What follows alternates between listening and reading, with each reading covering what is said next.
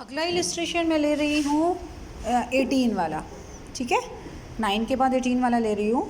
पढ़ते हैं इसको।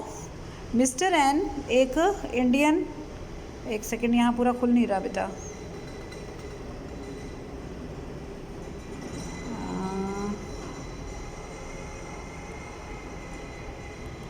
चलो कोई बात नहीं, अब थोड़ा सा मैनेज कर लेना क्योंकि मेरे से ना ये पूरा खुल नहीं रहा है। मिस्टर एन एक इंडियन सिटीज़न है और वो नॉट ऑर्डिनरी है। उन्होंने कहा है कि नॉट ऑर्डिनरी है, ठीक है।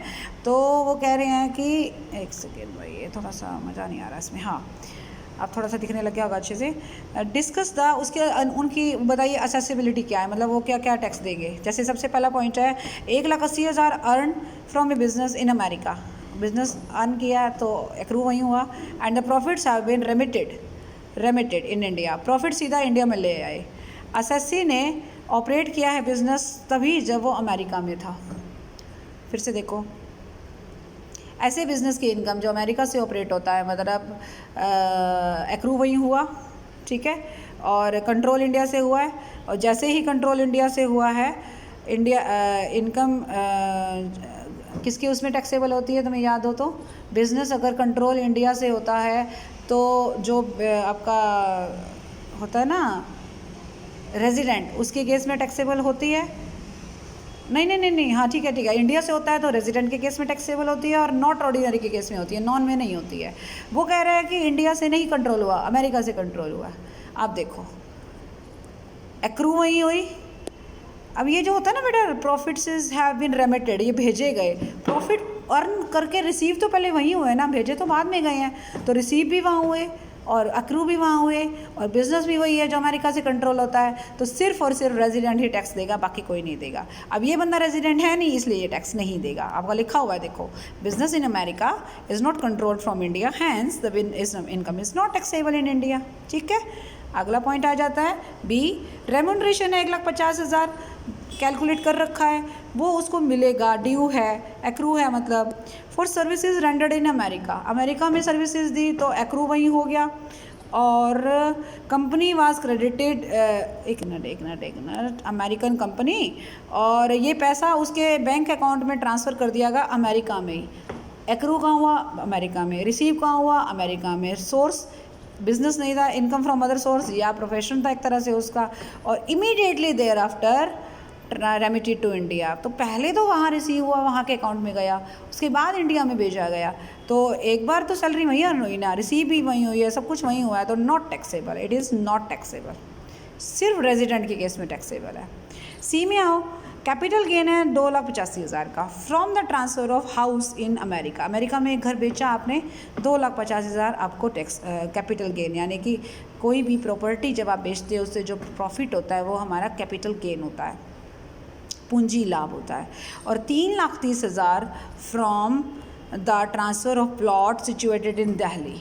एक बार फिर ऊपर आ जाओ, 2,85,000 का मकान वहीं पे था, सोर्स वहीं था, एक्रू वहीं हुई।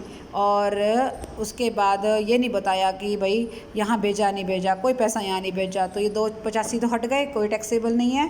3,30,000 हमारा जो है बच्चे, वो एक इंडिया में प्लॉट है, इसके साथ कोई एग्रीकल्चरल वर्ड नहीं है बच्चों, प्लॉट है, वो उसने बेचा होगा और उससे उसके 3,30,000 रुपये आए हैं। तो वो 3,30,000 रुपये हमारे यहाँ पर इंडियन करेंसी में जो यहाँ इंडिया में आए हैं, और वो एक्रू यहाँ हुई है, रिसीव भी यहाँ हुई है। तो रेजिडेंट है या नॉन रेजिडेंट है या नॉट ऑर्डिनरी है, तीनों के केस में 3,30,000 टैक्सेबल हो जाएंगे। डी पॉइंट पे आ जाएंगे। सैलरी अमेरिका में अर्न हुई है 4,50,000, वही सेम चीज़ आ गई, अर्न वहाँ हुई है, कोई इंडिया में लाने का मतलब ही नहीं है, या तो डायरेक्ट आपके इंडियन अकाउंट में ट्रांसफ़र हो जाती तो टैक्सेबल हो जाती। अब ये ट्रांसफ़र नहीं हुई तो टैक्सेबल नहीं होगी। लास्ट, एग्रीकल्चर इनकम है, लैंड सिचुएटेड जयपुर है।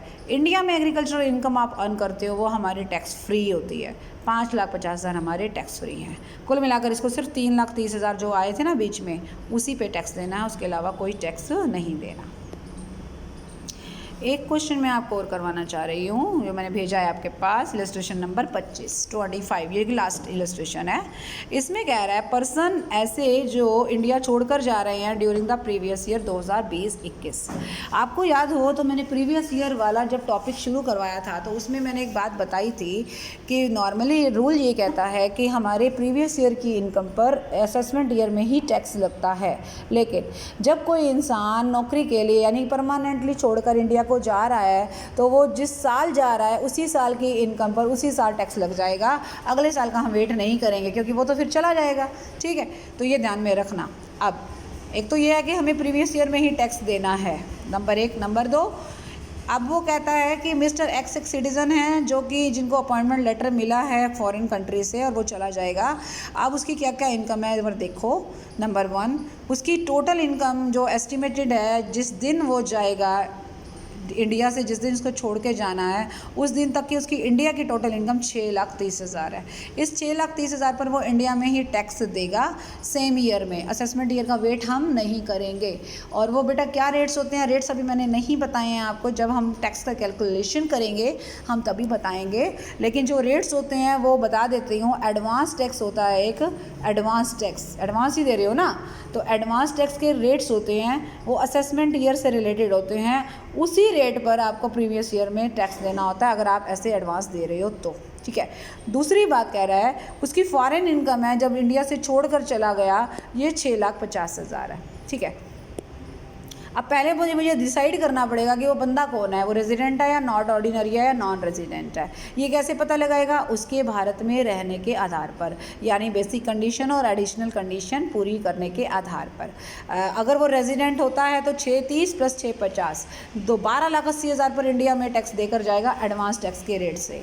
अगर वो नॉट ऑर्डिनरी है तो भी डिपेंड करता है ना, ये 6,50,000 का क्या सीन है। वैसे तो नॉट ऑर्डिनरी भी जो है कुछ केसेस में तो अगर ये इनकम इंडिया में ले आए हैं तो देगा, नहीं तो वो खाली 630 पर देगा। और जो आपका नॉन रेजिडेंट है, नॉन रेजिडेंट, वो सिर्फ 630 पर देकर जाएगा, उसका तो 650 से कोई लेना और देना है ही नहीं। अब आ जाइए कि कैसे डिसाइड करेंगे। तो डिसाइड ऐसे करेंगे, 2 पॉइंट दे रखे हैं। अगर वो इंडिया को 1 जुलाई 2020 को छोड़कर जा रहा है और अगर वो इंडिया को 31 अक्टूबर को छोड़कर जा रहा है, ठीक है। अब 1 जुलाई 2020 को जो छोड़कर जा रहा है, इसका मतलब वो इंडिया में कितने दिन रहा, सोच के बताओ। हम 19-20 में खड़े हैं, 19-20 हमारा प्रीवियस ईयर है और 19-20 में ही वो छोड़कर 1 जुलाई को जा रहा है। तो मैं 1 अप्रैल 2020 से 1 जुलाई 2020 तक तो इंडिया में हूँ कि नहीं हूँ ना। 1 अप्रैल 2020 से 1 जुलाई 2020 तक मैं इंडिया में हूँ। 19-20 की इनकम पर टैक्स लगना चाहिए 20-21 में, लेकिन मैं दूंगी 19-20 में ही टैक्स, एडवांस टैक्स, क्योंकि मैं जो परमानेंटली छोड़कर जा रही हूँ।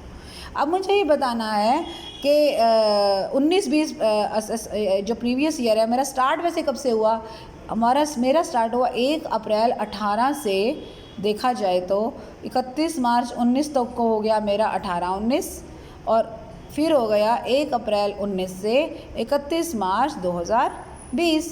ठीक है, अभी ये जो बेटा मेरा चल रहा है 31 मार्च 2020 के बाद का पीरियड स्टार्ट हुआ है 1 मार्च 2020 से। अभी मैं जा रही हूँ इंडिया छोड़कर 1 जुलाई 2020। तो मैंने पीरियड जो देखना है 1 अप्रैल 2020 से काउंट करो, अप्रैल 30 दिन, मई 31 दिन, जून 30 दिन, जुलाई में तो चला ही गया। 3 महीने में अप्रॉक्सीमेटली 90 डेज़ बनते हैं। और मेरी पहली बेसिक कंडीशन कहती है कि 182 दिन रहना है। तो पहली बेसिक कंडीशन का हो गया सत्यानाश। अगर यही बात मैं इस 31 अक्टूबर पर देखूं तो 1 अप्रैल से 31 अक्टूबर तक कितने बनते हैं, अप्रैल, मई, जून, जुलाई, अगस्त, सितंबर और अक्टूबर पूरा। अगर मैं 7 महीने के 30 दिन भी लगाती हूँ, वैसे तो बेटा एक दिन काउंट करना, ये बता दूँ। 182 दिन का मतलब 182 होना चाहिए, 181 भी हुआ ना तो वो नॉन रेजिडेंट हो जाएगा। ठीक है, तो मैं वैसे मोटा मोटा बता रही हूँ कि अगर मैं अक्टूबर तक 7 महीने बनते हैं, एक में 31 है, एक में 30 है, इस तरीके से हैं, 7 तिये 21, 210 दिन तो बन गए ना बड़े आराम से। अगर 1-2 मैं अच्छे से कैलकुलेट करूँगी तो शायद 1-2 दिन कम बनेंगे, क्योंकि मैंने सबको 30 का कैलकुलेट किया है। असल में कुछ महीने 31 के भी हैं, तो 210 से बल्कि फालतू बनेंगे। ठीक है, तो मेरी पहली बेसिक कंडीशन दूसरे वाले केस में पूरी हो गई ना। पहले वाले में नहीं हुई, दूसरे वाले में हो गई। जैसे ही दूसरे वाले में हो गई आप क्या बन गए, रेजिडेंट। लेकिन पहले वाली में आप रेजिडेंट। अभी रुके रहो, दूसरी बेसिक कंडीशन चेक कर लेते हैं।